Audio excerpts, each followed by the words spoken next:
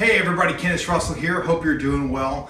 I just got back from the doctor and I've officially been diagnosed with GAS, Guitar Acquisition Syndrome.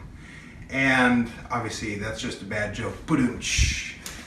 But I just wanted to kind of go through, my wife is filming right now and she's literally laughing at how horrible of a joke that was. So anyway, I just, actually wanted to make this video for quite a while now.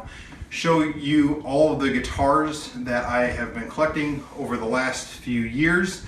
I'm probably going to weed out through these guitars pretty soon.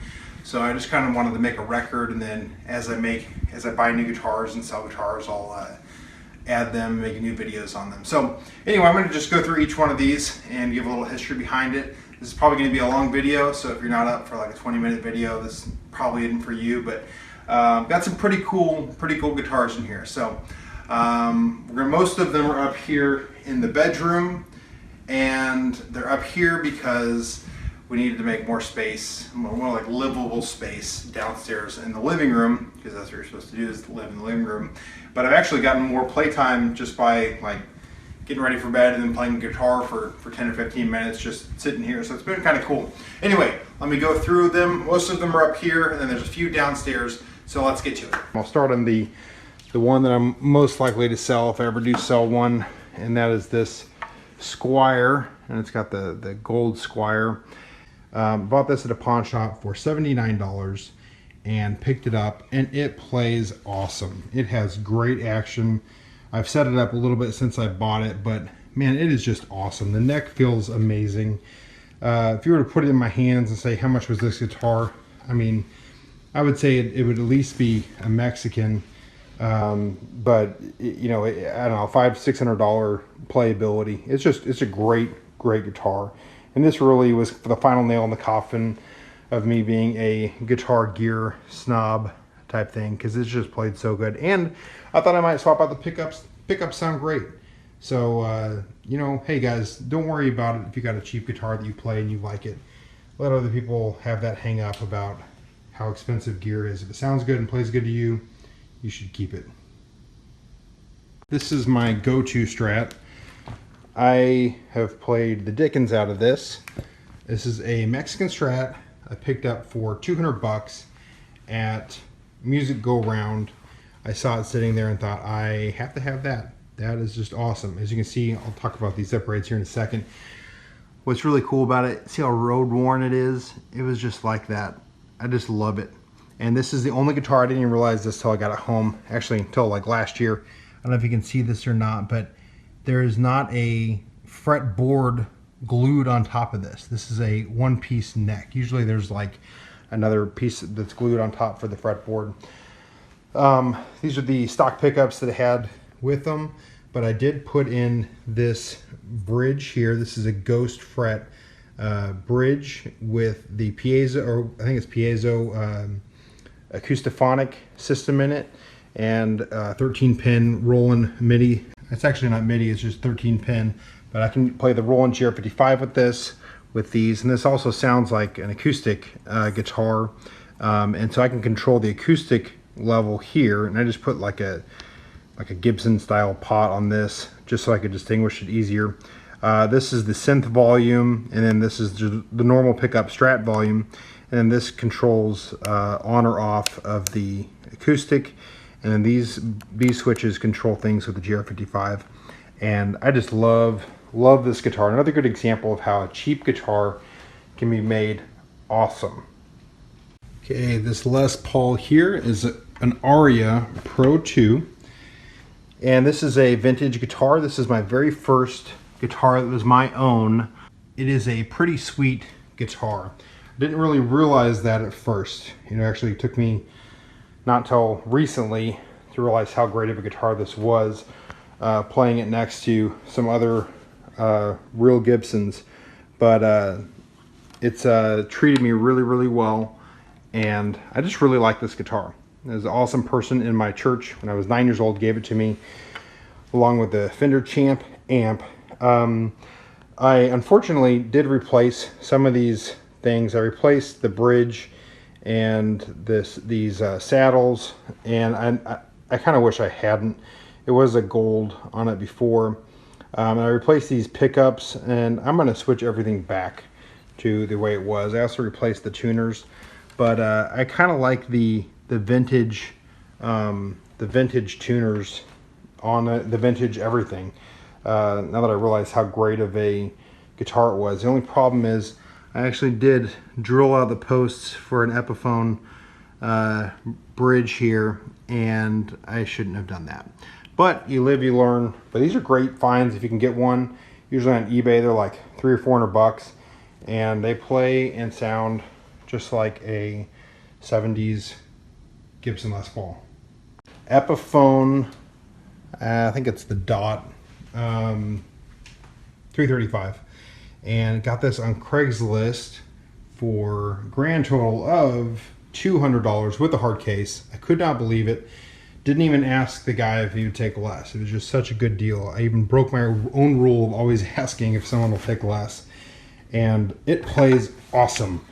I have never owned a hollow body guitar before, and now I know what all the fuss is about, because I played this live about a month ago, and just it cut through differently than any other guitar I've ever owned. And I was playing with an acoustic guitar player and another electric guitar player, and it was just so cool. There was a spectrum of sound in the band, and I just love this guy. I got it set up. The action is awesome.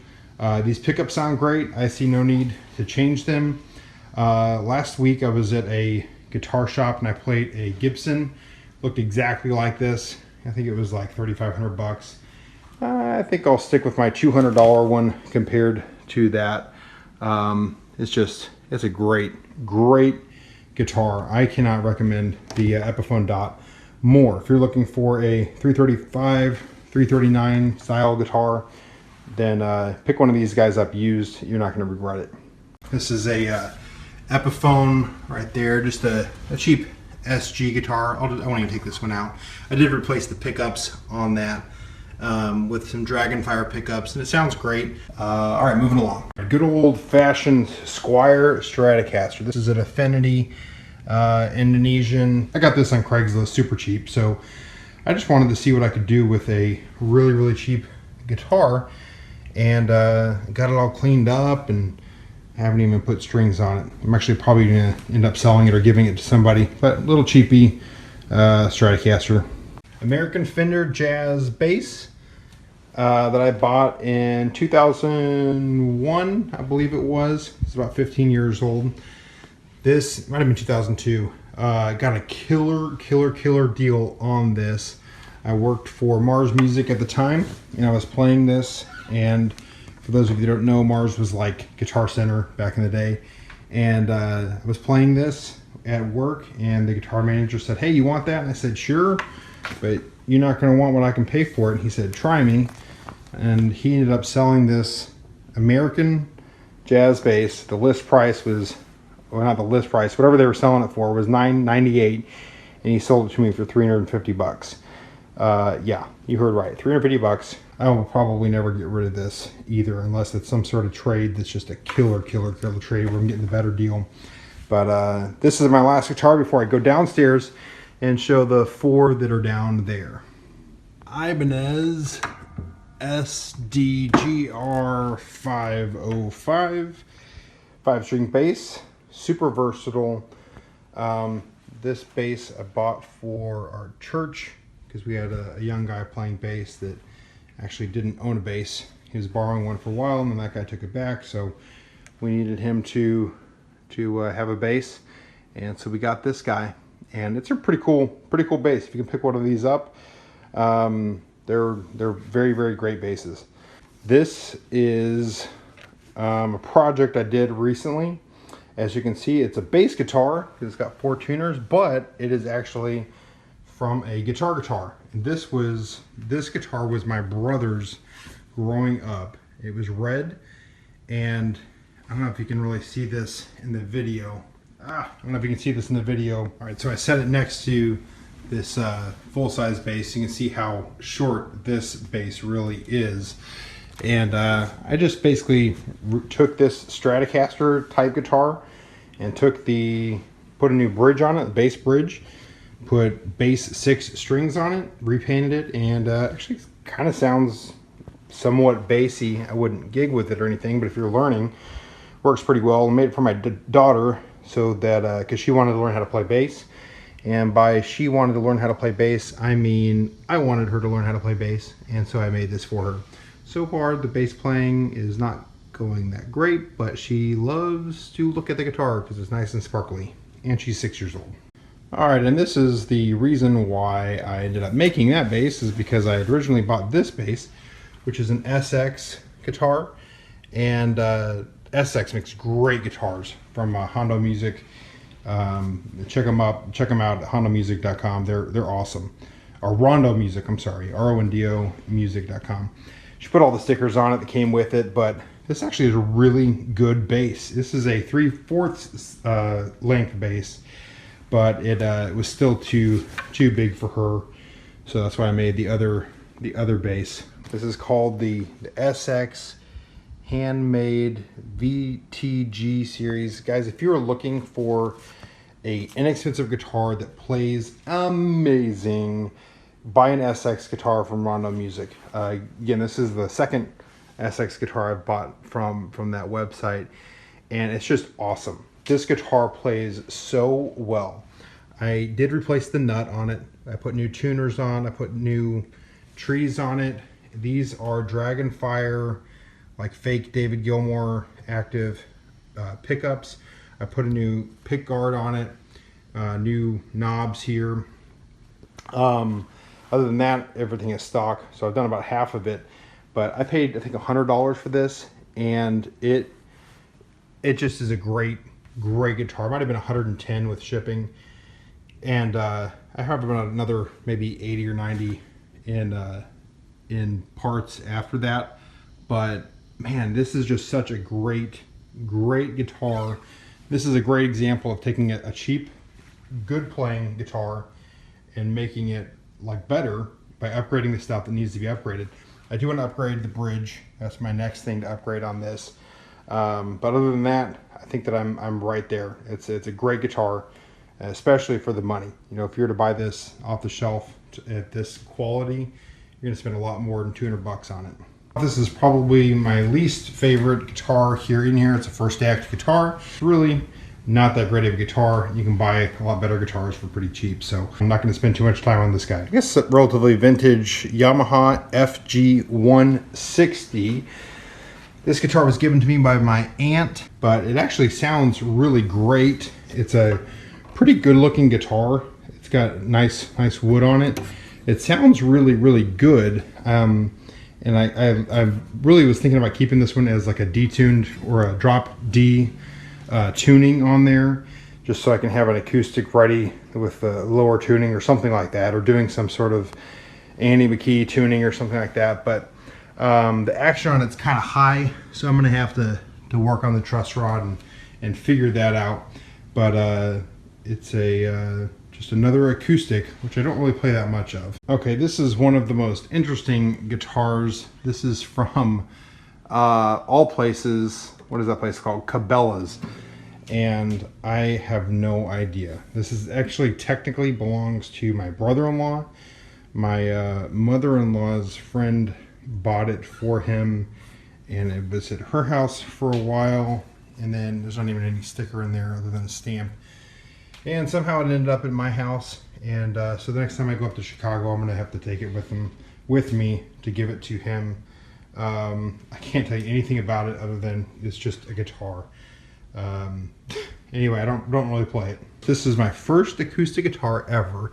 This is an Alvarez Regent, and my parents bought this for me for my 14th birthday. They bought this for me.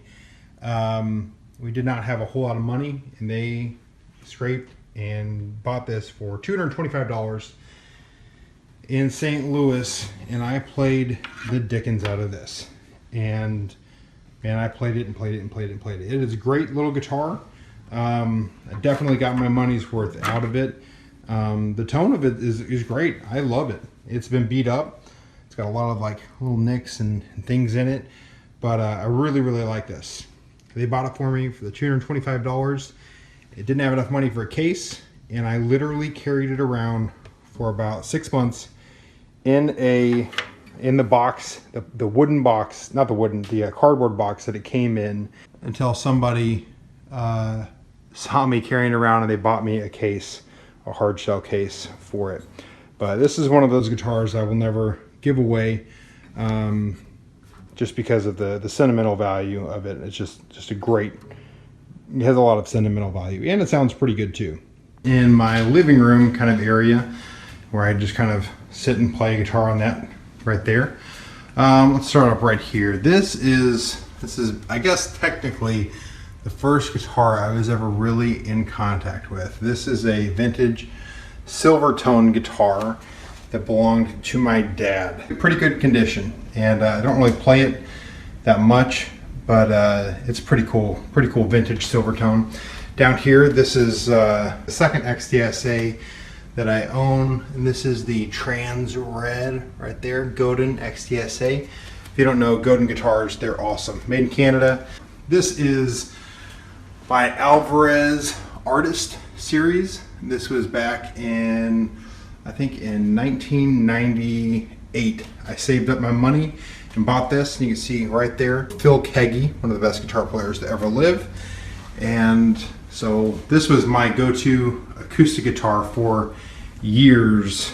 Cost me about 700 bucks. Saved up my own dough to buy it. Over here is the Taylor, and this is the 314 KCE in there, and this is a limited edition. You can see right here on the back that little insignia thing. This is a 2000. This is all Koa on the back here, and I love this guitar. It's my dream guitar.